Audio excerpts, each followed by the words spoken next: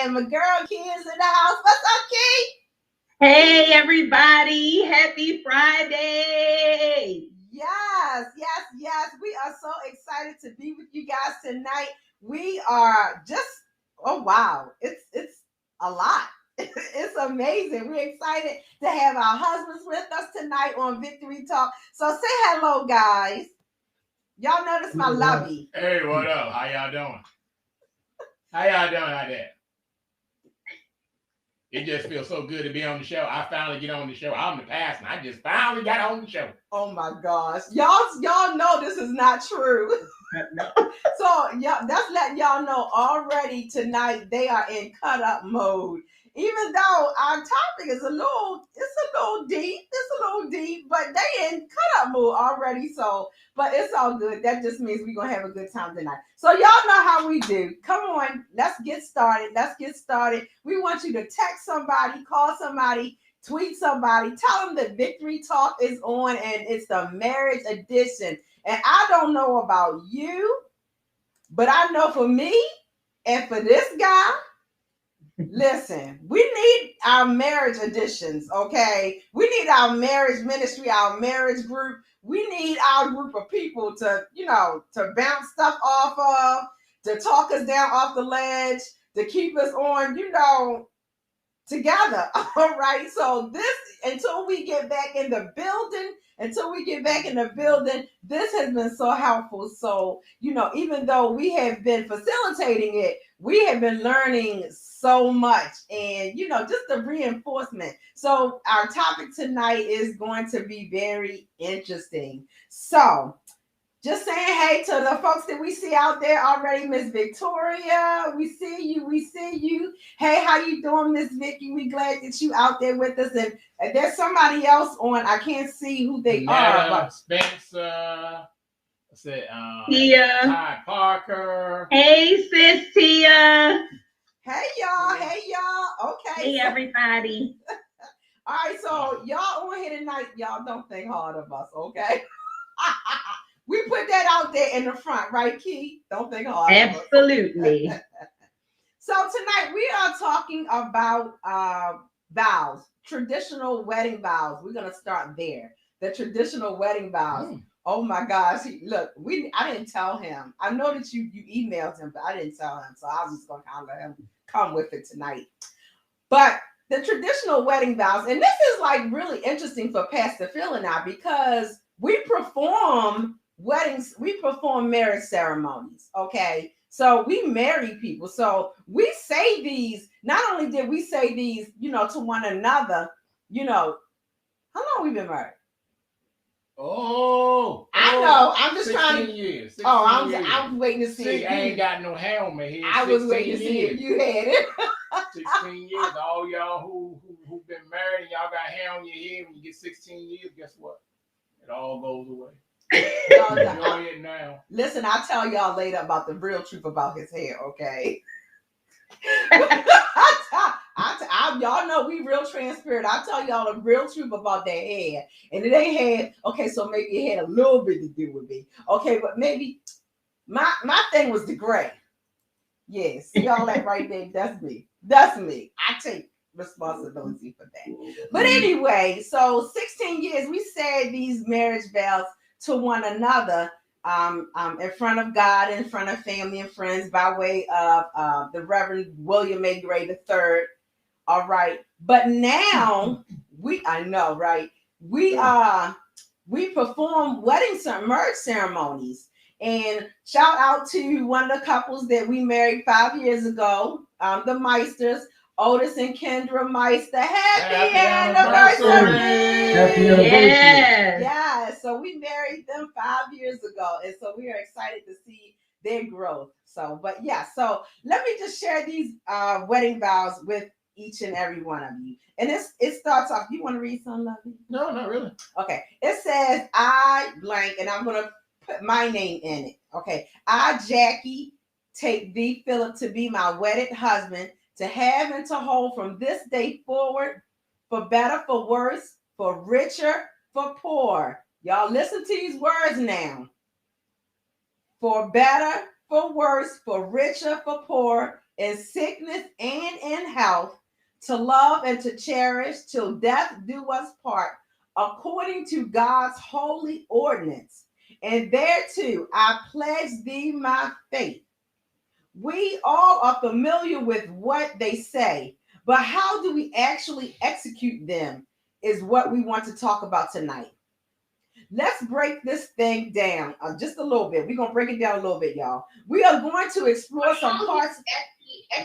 We are going to explore some parts of the vow that are there and some that didn't quite make the cut. Because y'all know there's some that, got taken out because people quite didn't like the way it was sounded. So, number one, where we want to start at is I vow to offer forgiveness each and every day. You know what?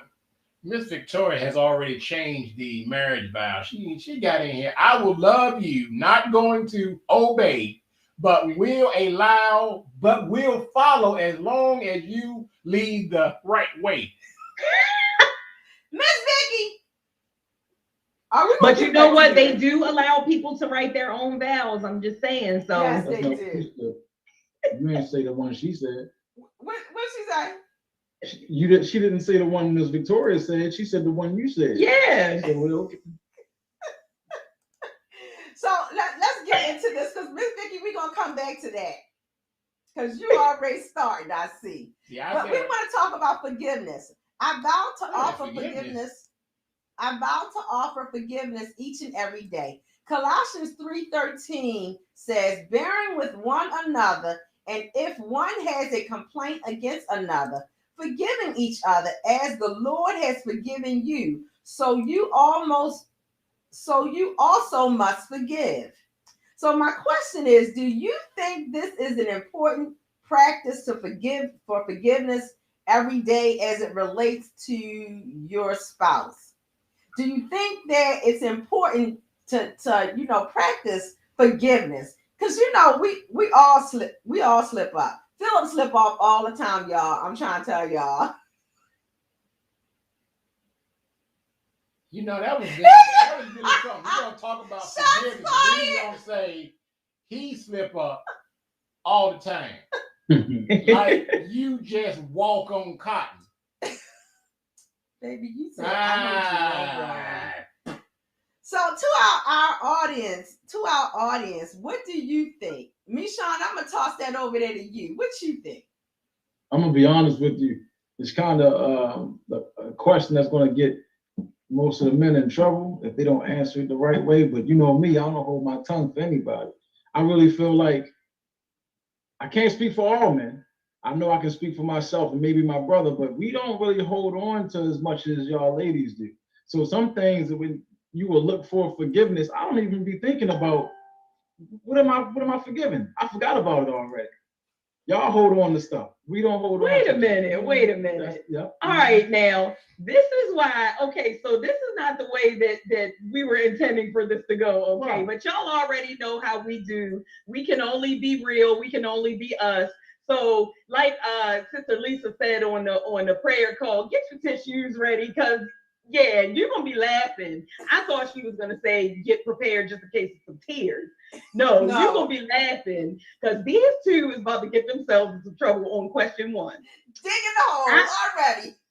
I think it's important to practice forgiveness every day as it relates to your spouse because not just not holding on to grudges, not going to bed angry and all of that kind of stuff, but when you hold on to things, we all know what the Bible says, we have to forgive others in order for us to be forgiven by God, number one.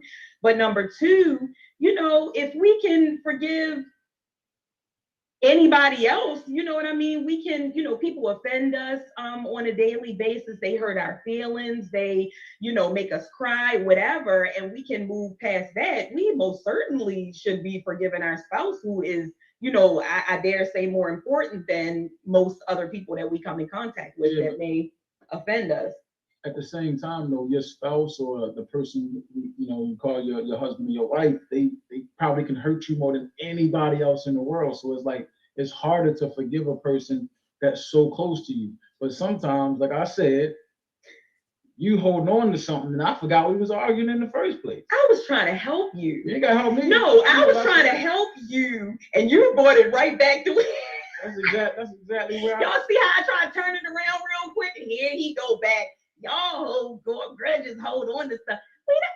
Sir. Listen, we got in an argument one time. I don't even remember what it was for. See, that's my point. I don't even remember what it was for. But we got in an argument one time, and she was like, "This the same thing you did when back." Hold up, let me get my book out. It's the same thing you did, such and such, such and such. And I'm like, dang, I forgot about that. Oh my God. Yeah, y'all hold on to But receipt. wait a minute, hold up. Key, for real. You know, we do that. We did that, but why are you bringing up old stuff? Because you bring up old stuff. Because that's what we get in trouble for. Old stuff. Hey, look, hey, Phil, the sink be full of dishes. You like, you know what?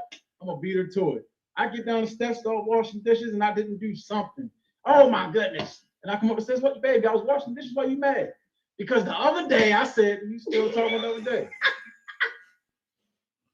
Okay, so to keep it real, we do sometimes. I do sometimes, but most of the time, I don't be bringing up old stuff no more. We're past that. 10 years, baby, this month, okay? We passed You that. see my hand, Phil? I have to. You ain't got the 16 yet. See, right now you still got peach fuzz. 16. Yeah. I You woke can up. snap old I ball. woke up on a knife and it looked like this. It ain't been back since. Tia Parker said, "Why do we hold on to old stuff?" I don't know if we necessarily do it on purpose, but you know that old saying that goes something like you don't remember. It's easier to remember like the bad stuff than it is the good stuff. Like you tend to forget when they do stuff right. That's crazy. Because I do stuff right all the time. You know what? You know what? I was just talking to Jackie about this. We was in, I forgot, I think we was in Target somewhere. And she was talking about something happened. She said, "You know what? I normally don't do those the reviews, but I'm going to do one now because she was upset about something." And I said, back when I was in the car business in my past life, in the car business, we had this 110 rule. If you gave somebody good customer service, they would tell one person. If you gave them bad service, they would tell 10 people. It's the same thing. You remember more of what we did wrong than what we did right. That's not always true. That's not always true. That's Wait a not minute, always true. Wait a minute, Miss Victoria said, as long as they don't keep making the same mistakes. And she said, it's because it sticks with us the longest, Yes. the negative stuff. And I think it's because, especially when it's something that is, it's hurtful. It's harder to forgive when something is so hurtful. And we had a situation a couple weeks ago. It hasn't been that long ago. Matter of fact, it was like last week, okay? Because this was the week leading up to us going down to Corinne's birthday. And we were out the early part of the week. We were out together. We were doing something. And he said something to me. He made a comment. He said something to me, and it was just like so. Okay, y'all know I'm real transparent, right? I'm real transparent. It really was a small thing, but it was one of those things. It just like it cut real deep. So we had taken the have a heart to help stuff to one of the members, to them on their job so that they could take the stuff on Saturday because we weren't going to be there.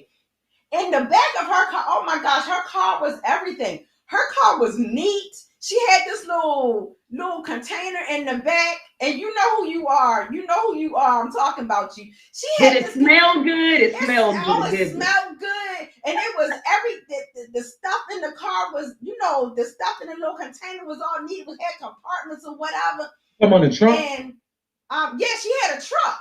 She had I said in the trunk. You talking about like when you lift up in the trunk? Yeah. So when you lift up her hatchback or whatever, She had one of those organizer, yes. And I said to Phil, oh, I like this. I need one of these.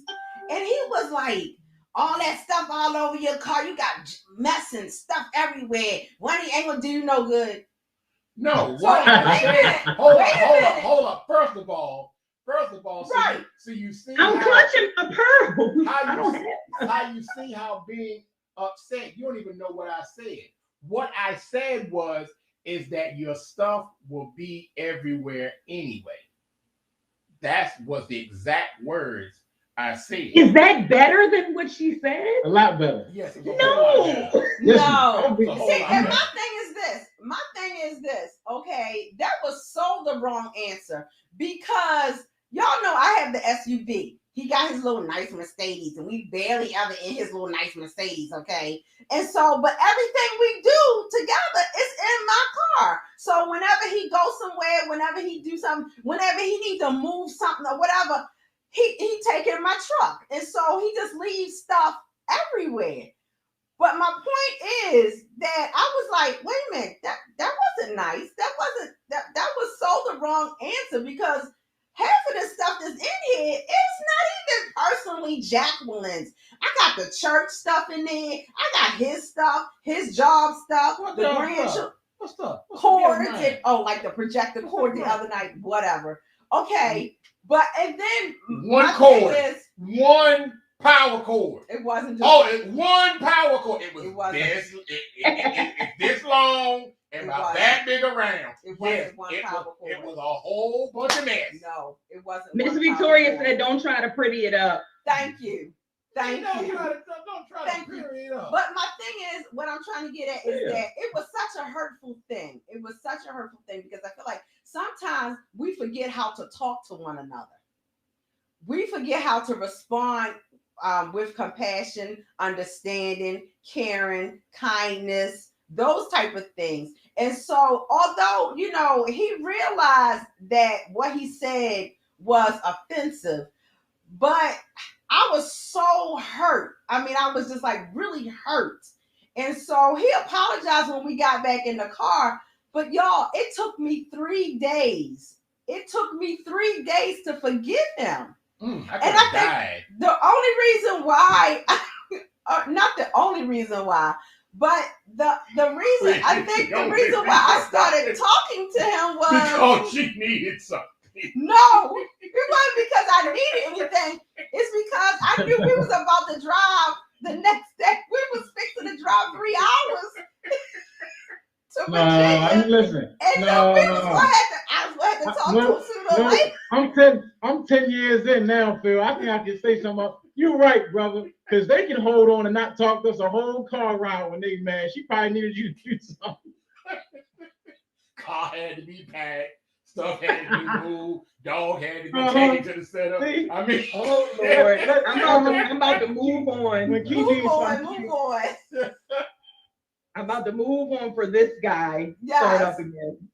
So, moving right along, we've all heard the saying. We've all heard the saying, the grass is greener on the other side, right? So if you say the grass is greener somewhere else, you mean that other people's situations always seem better or more attractive than your own, but may not really be so. Number 2, I vow to never believe that the grass is greener.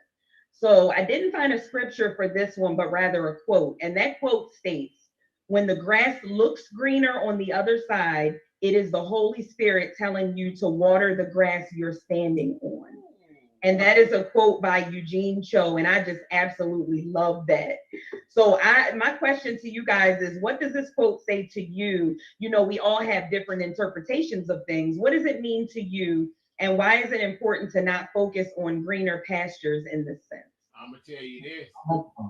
When the grass looks greener on the other side, I bet the water bill is higher too. You know what I say about that, brother? Stop looking over in the neighbor's yard. Mind your business.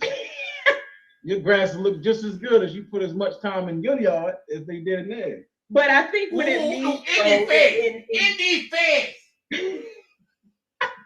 I think what it means though in relationships as it relates to marriage you know how you know, or just us and people in general, we might tend to, you know, look at somebody else's situation, or you know what I'm saying, if it say if your spouse gains weight, that now I'm this is not me.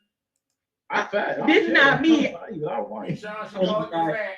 This is not me, but I'm just putting it out there. If you say, you know, that your spouse, you know, gained weight or changed their hair, you know, and you didn't like it, and then, you know, say you prefer green hair or something like that, and your spouse changes their hair to yellow, you might then, you know, see a young lady with yellow hair and be like, oh wow, you know, she, you know, whatever. So I think it's pertaining to that. Like, just because something looks good, you know, doesn't mean, and you got to keep focused, keep your eyes in your lane where they belong.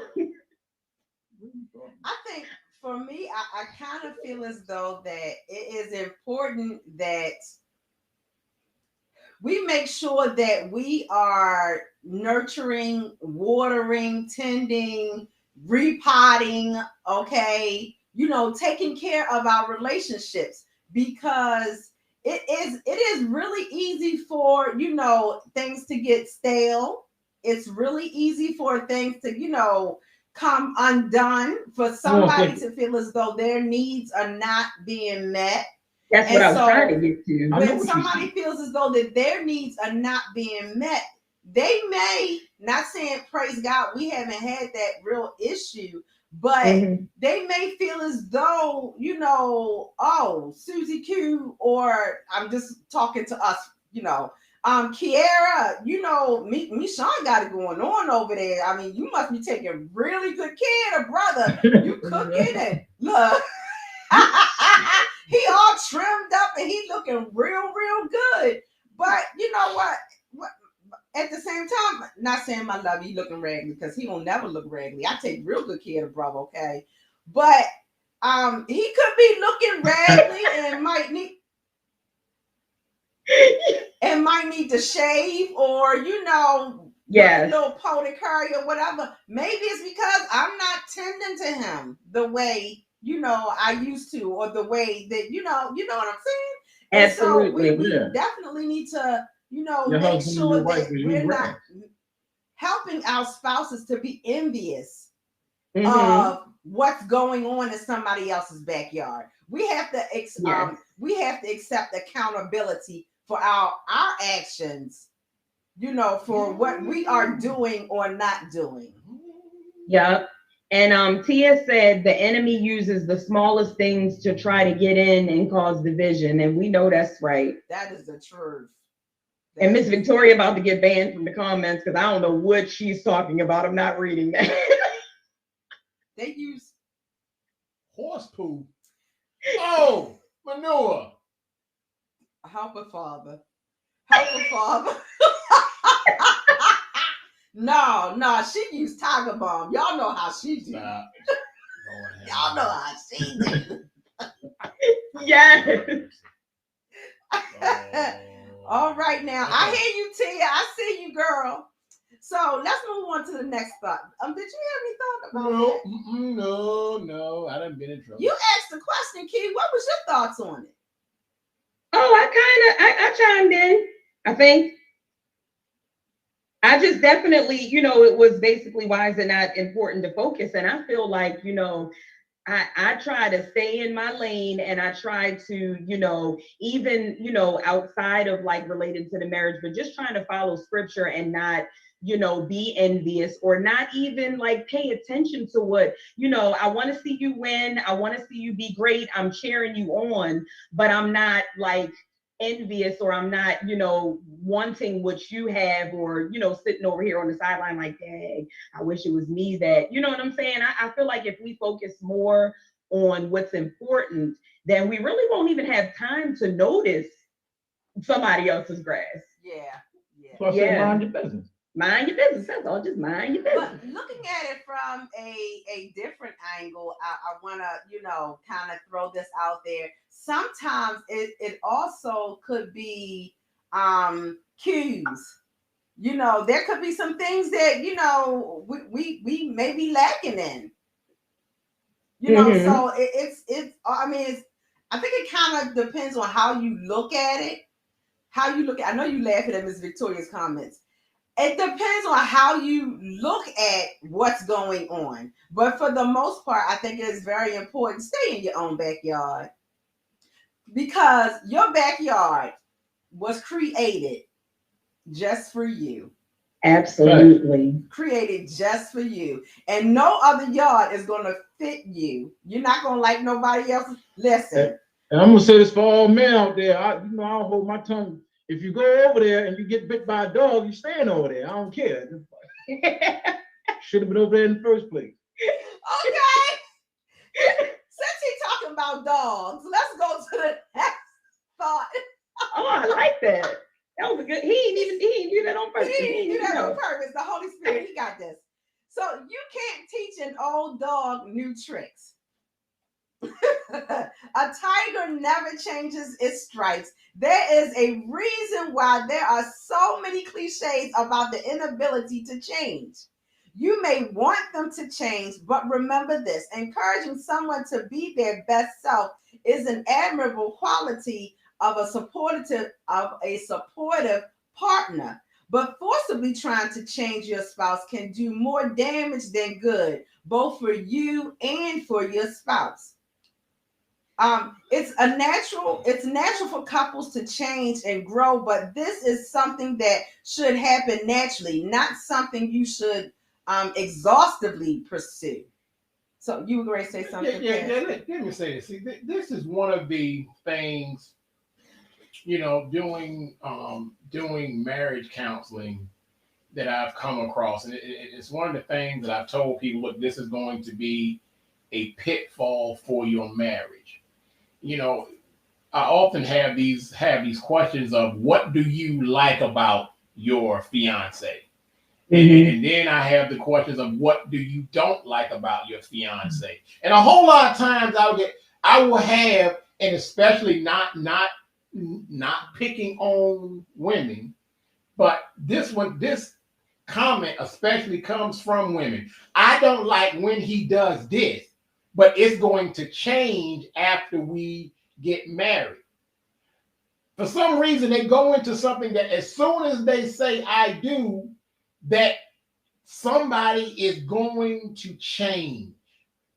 And they're only going to change if they want to change. But when you go in with that mindset that I'm going to change you, you're going to get disappointed. You're going to get hurt. You're going to be all twisted up because I've been trying to change him and he just won't change. And so when we look at this thing, as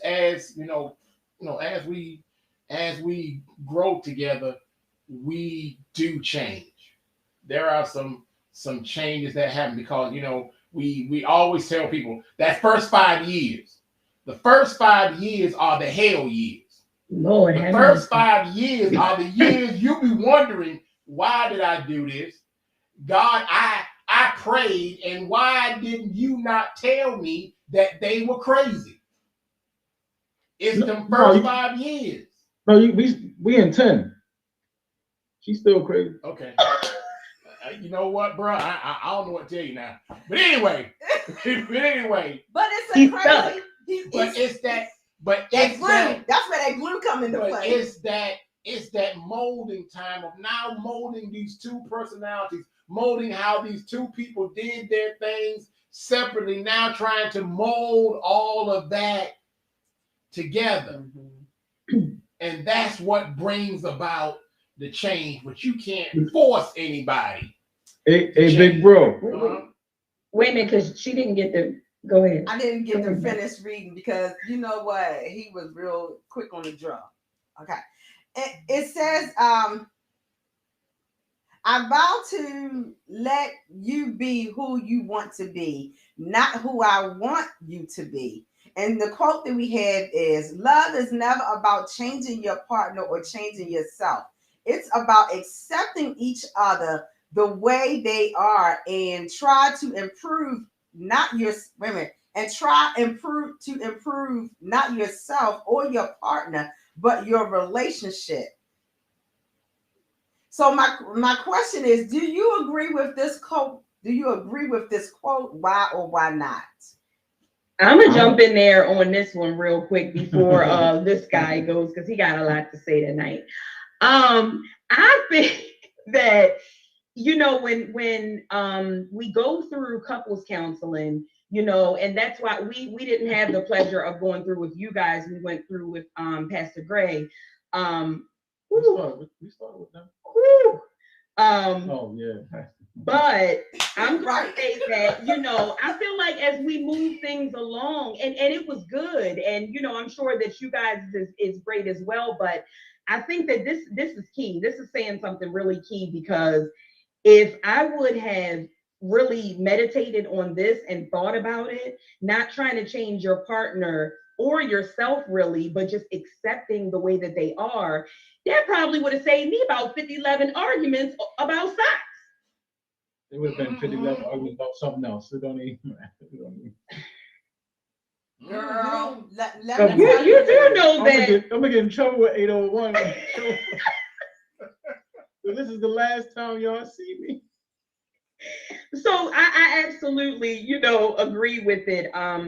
You cannot change another person. That is, you know, one of the things that I kind of a takeaway, you know, for lack of a better word, that I try to carry with me, especially when, you know, people do you wrong, they offend you, whatever. You have to keep that in the forefront of your mind. You cannot control another person's actions. You can only control your own, you know. And so with that being said, if you focus on making your relationship stronger as opposed to the trivial things, them 5 years might not be as rough as they.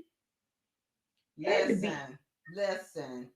I can't even get with you on that. Them 5 years, y'all. Them 5 years. It just, and you know what? And it depends on the couple. Sometimes it could be 7, 8, 9, 10. You know, it depends on the couple. But 9 times out of 10, and we've seen it, them 5 years, if you make it through them first 5 years, you usually you okay. But yeah, them 5 years. What I want to add to that is that I'm glad that Phil did not try to change Jackie. He did not try to change me. What he does do is he encourages me. He speaks to the queen in me. He helps me to see myself in a different way, to see myself as that writer. You know what I'm saying? To see myself as a singer, to see myself as, you know, a preacher. Because listen, y'all, the early years, you know, and truth be told, I still struggle when it's time for me to preach. Y'all have seen me. I am a bucket of nerves. I mean, like, I'm like having like almost meltdowns, like, God, I can't believe you called me to do this. And you know, but he helps me, you know, he's my glue, so to speak. He encourages me, and not that he's trying to make me change, but he helps me to see, you know, my next. He helps me to see my new, my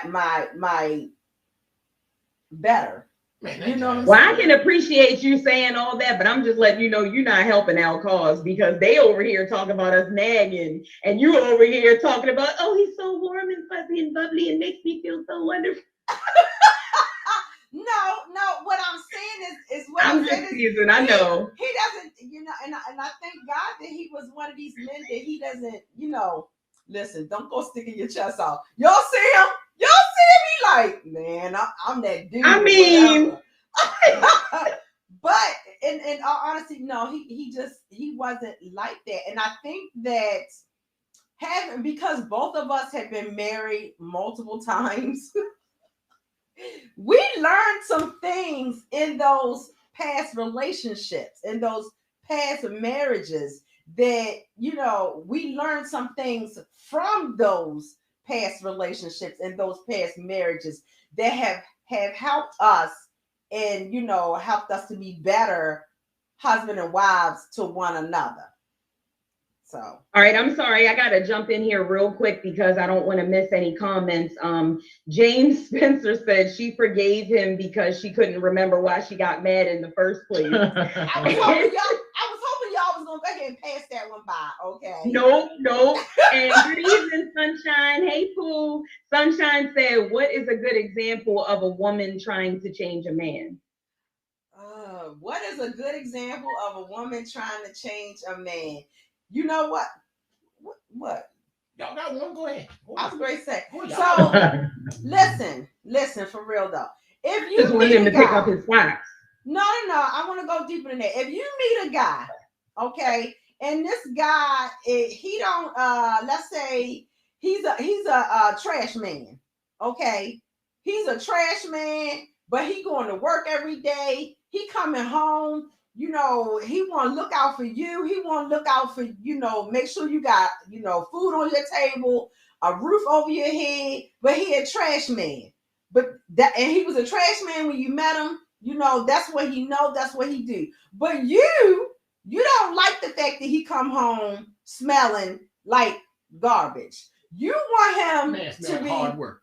Yeah, that man smell like hard work. You want him to be a businessman. You want him to, you know, go to work and wear a suit every day or whatever. So then you start nagging him. You got an attitude. You know, you constantly ding-donging on him about how he smell and how you tired about him leaving the house early in the morning and this, that, and the third, because you want him to have a different career. Mm-hmm. That's not the way to help him.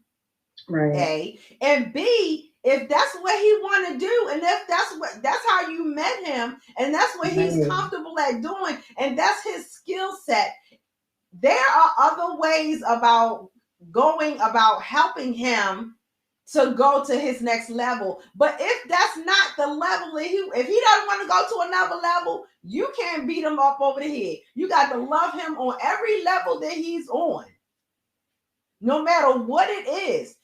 Speak to that king in him, right as the trash man that he is, because prayerfully, what you're doing is you're helping him to be the best trash man he can be. Wash his clothes, pack him a lunch, set that alarm clock, stroke him, do whatever you got to do to make sure that he's being the best at whatever it is that he's doing. Because, and then sisters, listen, let me tell you, there is power in prayer. There is power in prayer. If you have concerns about the level that your spouse is on, and this is to the husbands and the wives, if you have concerns or the Lord has placed in your spirit that there's greater for him and there's another level and there's more for him out there, it is not your job to go nagging him or her about it. It is your job to go before the Lord. It is your job to lift it up to God and let God do the work. So many times we want to take it upon us to push and to pull and to nag. And you know, men, you can't tell a man something multiple times. You cannot say the same thing to a man multiple times, because what do? They feel like you nagging them. Mm-hmm. And y'all. Then you're going to wear 2 pair of socks. We don't necessarily see it as nagging. We don't see it as nagging. The nagger does not see it as nagging, but the naggee does see it as I call it loving encouragement. Loving encouragement. It is nagging. But as you can see, they feel as though it is nagging. Sunshine, what's I can't quite see it on Key. Can you see what Sunshine True, said? I totally agree. That is called nagging. Nagging, see? That's what she said. Yeah, there it is. I put it up there. Oh, no, sis. Sunshine, no! Never take their side. Never. It's a sisterhood. Did you get anything from the meeting last night? Yeah. See, brother, they having meetings against us. You see what's going on? Yeah, see. Oh, so now I see what it is. Women's ministry is actually the He Woman Hater Club. The He Woman Men Haters Club. That's what it is. We're going to ban this thing.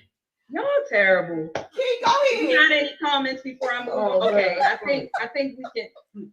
We're gonna have to have a church board meeting and shut this thing down, go. Oh my gosh. Okay, so next up, because we rolled it, when we have fun, the time goes by too quickly. So I'm gonna move right along to lies. So lies are culprits of painful marriages. We spend our entire lives with this person. Outside circumstances have come and will come that threaten the marriage. Life happens.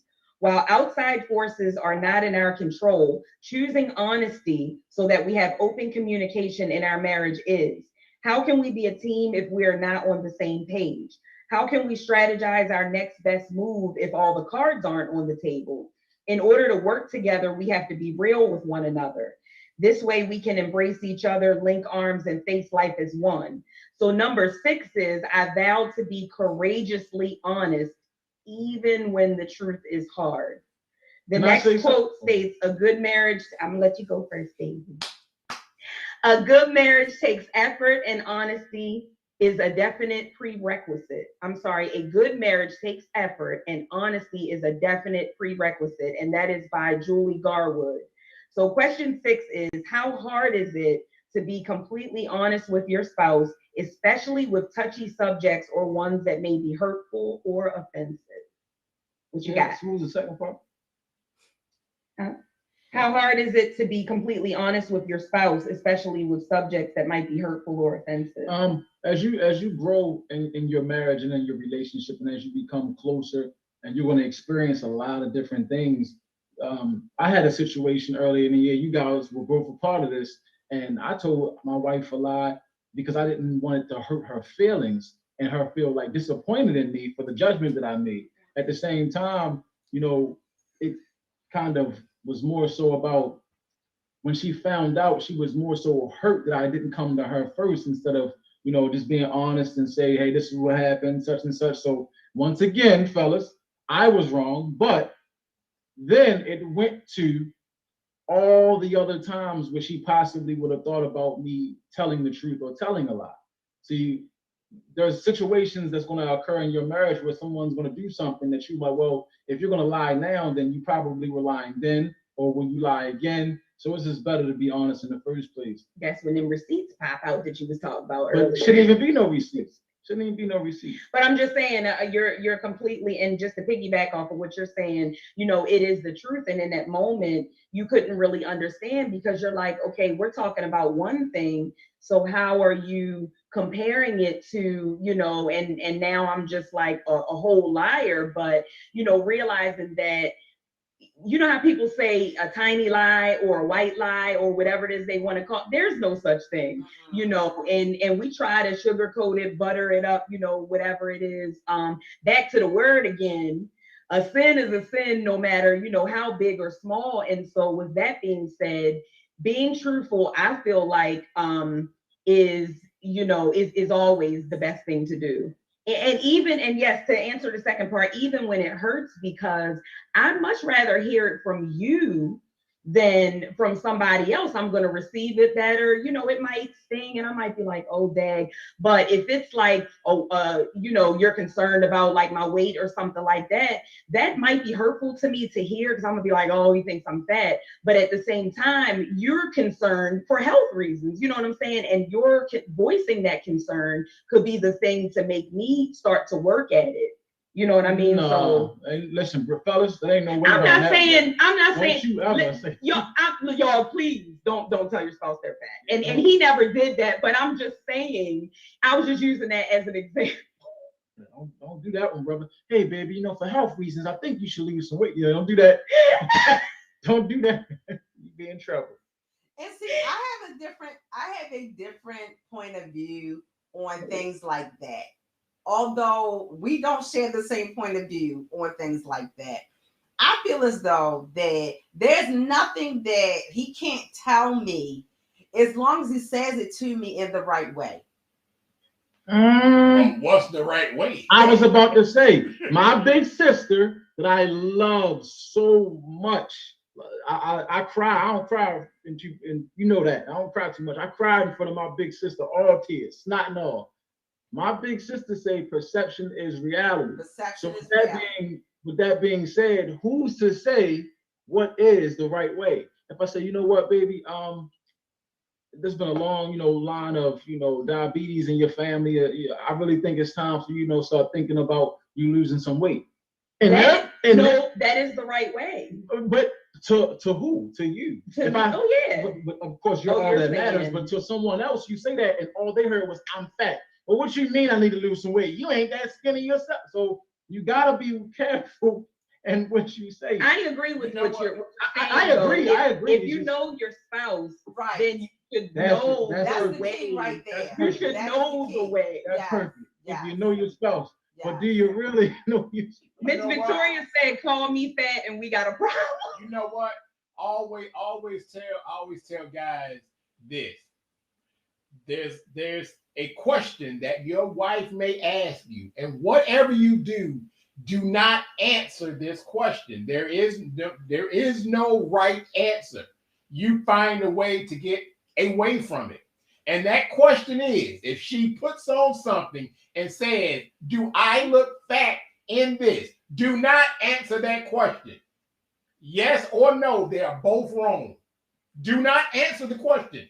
Walk away. Run away. My thing is that I feel like if I put on something, and I generally don't have this issue, but there has been occasions through the 16 years of marriage that 16 years of marriage and then the year we were together beforehand, but I put on something and thought, oh yeah, this look all right. I'm going out. I'm cute. I'm good out. If it don't look right, don't let me go outside. No. Tell me. No, listen to the question. If she says, "How do I look in this?" you can answer that question. But if she says, "Do I look fat in this?" do not answer that question. So there is no right answer. If you say no, you don't look fat, you're lying. You know good and well. So wait a minute. I mean, I do that to you all the time. I gotta ask this, and then we're gonna go to Tia's question, Tia's comment. So what you're saying is, if you look at her, if you look at me, and okay, so we're gonna say her.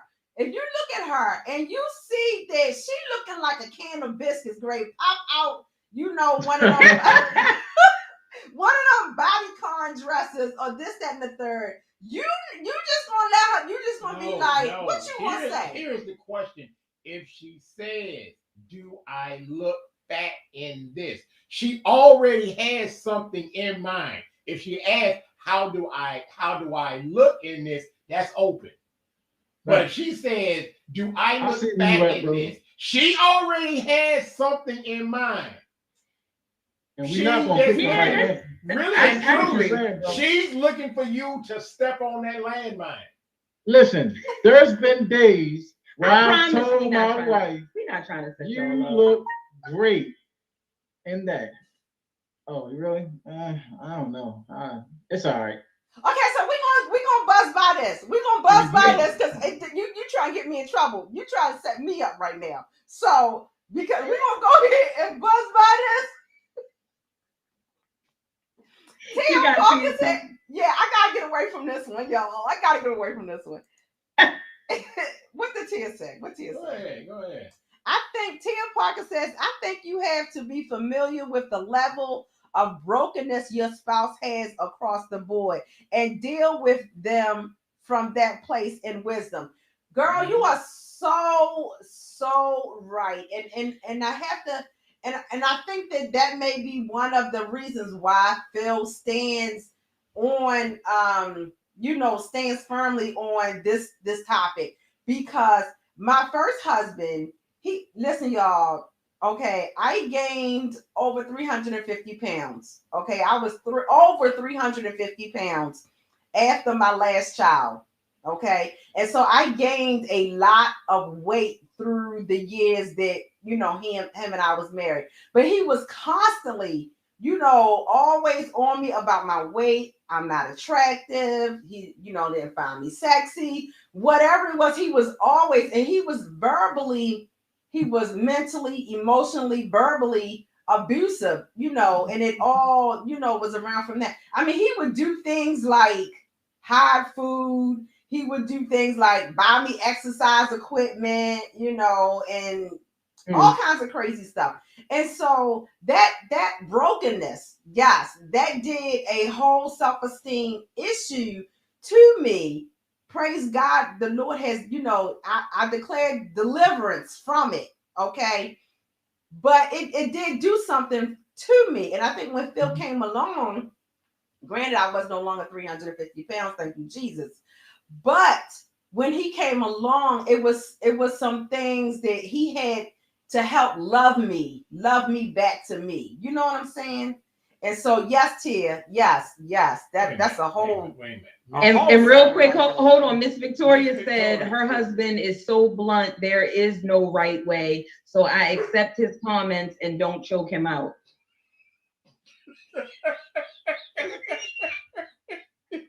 They gonna call them people on your mama.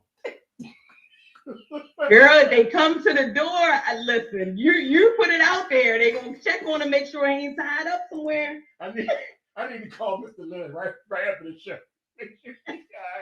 We had another comment. We had another You all right, Miss Bennett? You all right? Sunshine says, see, that is not right at all. Yeah, it wasn't right. It wasn't right. But you know what? It was a journey and a road that I had to travel. And it was a testimony that God was giving me so that I could help somebody else. And it was, I'm thankful for that time period in my life because I feel as though it has helped me to be a better Jacqueline. So, yes.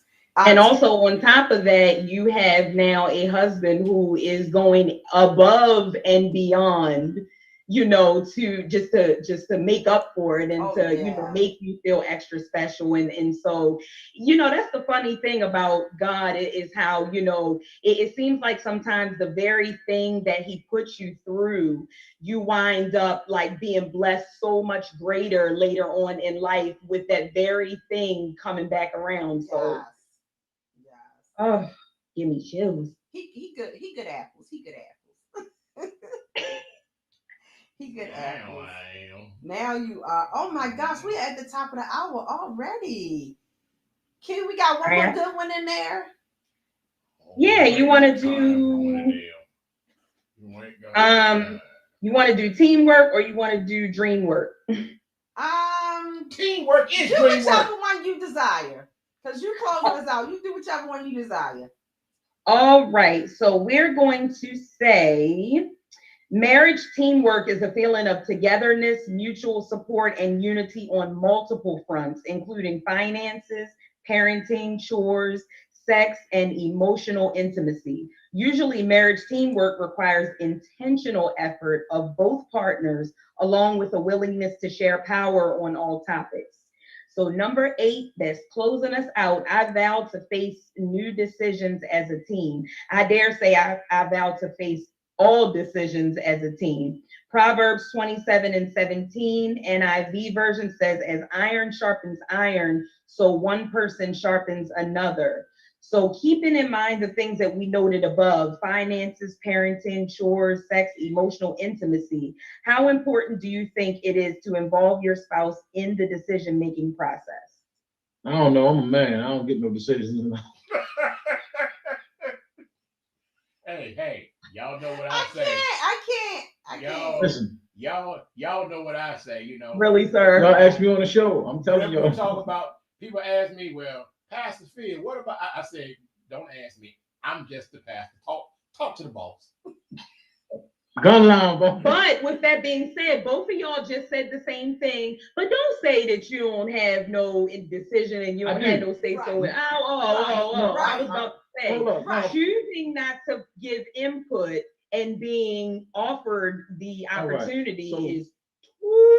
So listen, fellas, you got the red pill and the blue pill of the Matrix. So they're gonna give you the red pill, so you think that you have any say in the matter because the decision's already been made. How do you feel about this, baby? Or you know what? I think we should do this. Well, listen, I already did whatchamacallit. I was going to see what you were going to say. Yeah. Who does that? We do. Is right. We do. Listen, I'm sorry, kid. You know how I didn't know. Hold up. Hey Phil. Hey But brother. it's not all Hey, bro, the time. This me and you. Hey bro. Yeah. Before this started, did you know we was gonna be on here every third, fourth Friday of the Oh, all right, that was decided before. Oh, you see that face you got right there? Here's the thing. See, you was about to stick up for thing. it. That's what you get. You was about to stick up for it. See, here's the thing. All the way under the bus. I used to have an uncle growing up, and when he asked a question, he already knew the answer. So he just wanted to see what you were gonna say. Mm-hmm. A whole lot of times that goes on. I know what I want to do. I know what we are gonna do. I'm gonna give you the opportunity, but it don't really mean nothing. But when you've been together for That's long not enough, always true. when you've been together long enough and you know your spouse, you know that when she leaves and go up Jackie house, come back, you know something's going on that you got to do in the next upcoming weeks. You just got to learn your spouse. You know what? I gotta get these comments in. Deandra is watching. I love you so much. Thank you always for your support. She said her husband just says, yes, honey. And that makes me laugh because the same thing with my parents. My dad, yes, dear. And it's so dry and so like, but you know, when they, I think that sometimes they just want to just. It's the beginning of time. I mean, eat the apple. I'm not eating the apple. Oh, you know what? I'm not eating the apple. Give me the apple. We're not even going there. Now we both homeless. And Miss Victoria said it's extremely important, although sometimes they don't want to be involved. And that's all I'm saying. We being transparent out here. Don't be having nobody thinking that I just be doing what I want. It ain't that we don't want to be involved. I was about to say the decision has already been made. That's not That always is true. so not It's true. not always true.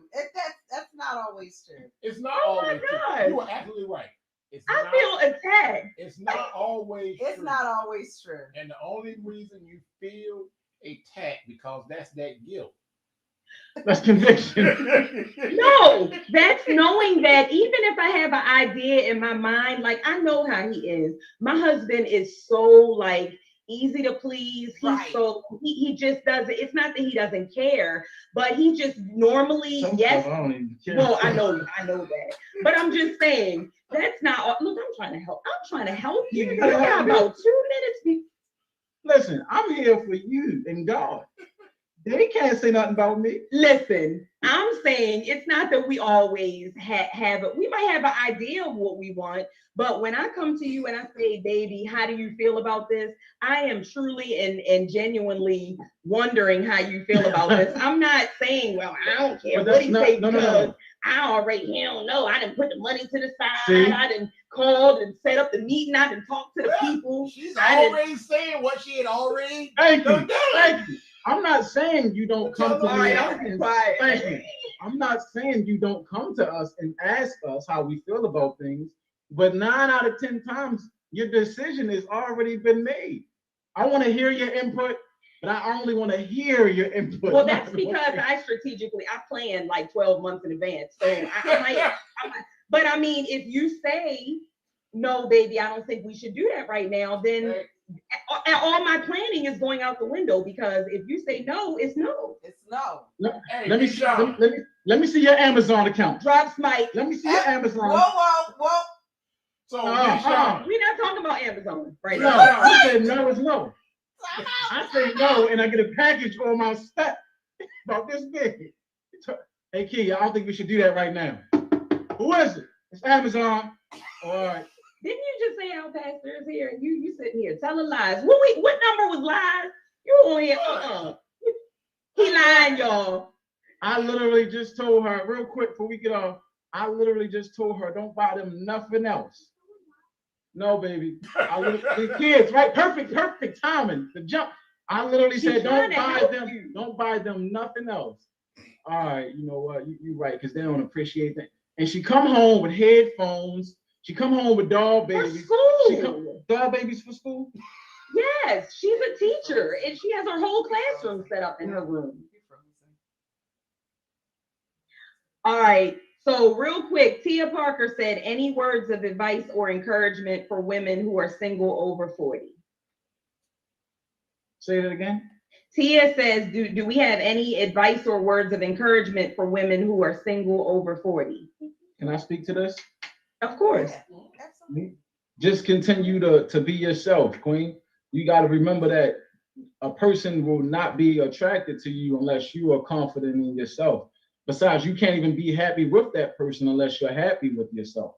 So until you find, your time, when people say, oh, I'm looking for someone, in that meantime, just make sure you get a chance to figure out who you truly are and what you want out of life. Because when you start looking for someone, you might look for the wrong things. But when God sends someone your way, he's going to send what's for you. But you have to know what you want out of life before he sends anybody your way. But just continue just being you. Y'all queens. And that's the truth. And it's not, it sounds cliche to say, but that really and truly, when you go out looking for things, that is when you kind of come into the wrong type of people, or, they come just like he said. And I know you on a personal level, so I already know you are 1,000% authentically you. Yes. Say it loud for the people in the back, the front, the side. You are the same always. So you got that part down. But I'm gonna say, get out there a little bit. I know no. It's COVID. Put the mask. Get out there with your mask. But all jokes aside, you're so busy caring and nurturing and loving on us, and we appreciate you. We really do. You can do that and still make time to mingle, boo. We gonna talk about this off air, but yes, Tia, we got you. Yeah, what I want to say to you, sis, is, are you ready?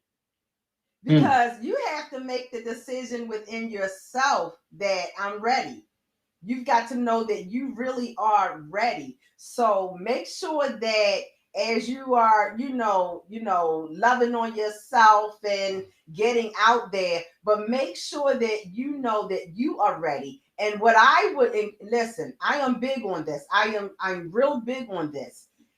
Make a list. The word of God says, write the vision and make it plain. Write the vision and make it plain. Be very specific. Be very detailed in what it is that you want. Because once we reach a certain age, those of us over 40, those of us over 50, we get a little set in our ways. We have some specific do's and don'ts, some things that we want, some things that, what we need, and this, that, and the third. And we have a tendency to, say, oh, I want this and I want that, and forget about what it is that we really, really want. Don't think about the surface. Don't think about just, oh, I want him tall, dark, and handsome. I want him fine and, a good grade of hair, wavy, this, that, and the third. All that, he going bald, sister. Hey.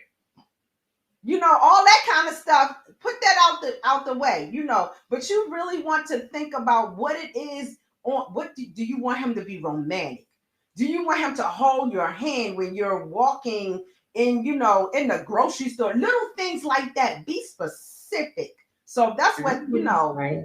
that I would say. You get to a certain age, see, I need a woman who knows the sign of stroke. And my God. When she see my mouth all twisted up, she go, oh, you have a stroke. Well, let me come over. Let me help you. Not your traditional church. Lord have mercy. Hey, brother. No, you ain't got to be all fine. You ain't got to be all cutesy. Have all this apple bottom booty. You need to know what stroke looks like.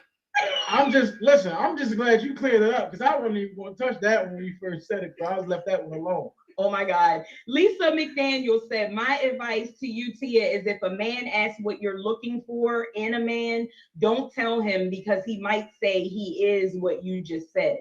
Tell him you will see and let him show you who he is. Go ahead. I don't know. Listen, they might put on, I'm going to be honest. I got sisters. I have a mother. I have a wife. I love my women. I respect my women. But these guys out here sometimes is creeps. So you just make sure you study the signs, because even if he show you who he is, he might be the stepfather. If you ever seen that movie, I'm just letting y'all know right now. And I'm gonna say this last thing, and then I'm gonna let Key close out. when you start dating, and this is to anybody listening, man, woman, whatever, do seasons, do the 4 seasons. Everybody changes with the season. You need to, before you go, trotting yourself down an aisle or whatever, you need to know, do he have issues when the fall and the winter come around? You need to know, what does he like in the summer? What does he like? Is he a party hound come the summer or the spring? You need to date them for the 4 seasons before you get connected, get married or whatever. So that's my suggestion. Okay. I love that. Date them for the 4, all 4 of them. You got to get through the heat, the cold, and the in-between. Yes. I love it. And for my brothers out there, you can't do the same thing every season. I'm telling you right now, you better learn. You better learn the different types of, you go to Hunger in the winter, it's good. You go to Hunger in the summer, it's too hot, move over. So you better learn them. Oh, that's sad. Close this out, Kitty. All right. And sorry, Deandra said, just stay true to you and know what you want. Don't settle. You know your worth and stick to it. Let's go. All right, y'all. We have surpassed the top of the hour. Y'all know how we do on Victory Talk. We might run over a little bit sometime. It is all good. It is all in fun. It is all in love. It is all in education and fellowship. We want to thank each and every one of you for tuning in this evening for our marriage edition. We look forward to seeing you guys back right here in this spot next Friday night for Hot Topics. Y'all know Hot Topics is my favorite, y'all, and it's some stuff going on every day. Okay, so tune in every Friday night for myself and Lady J. You got anything? Love y'all. Have a good weekend. And thank you so much to our spouses for being so supportive, such good sports, and just, being our right and our left. Amen. So we just want to thank everybody for tuning in, and we will see y'all next time. Love y'all to life, and we mean it. Good night. Good night.